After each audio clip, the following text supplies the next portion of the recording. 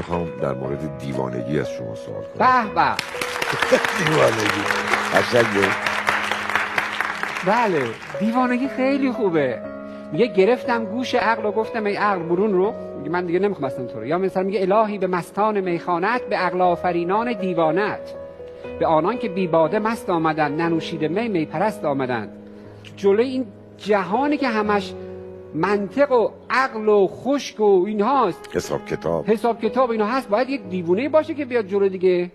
نباشه که اصلا دنیا خراب میشه. و این دیوانگی عقل محض اتفاقا استاد کاردار، این دیوانگی شعور محضه، این دیوانگی فهم محضه.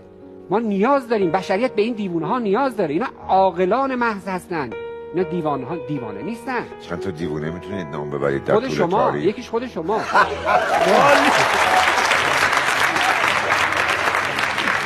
افتخار میکنم.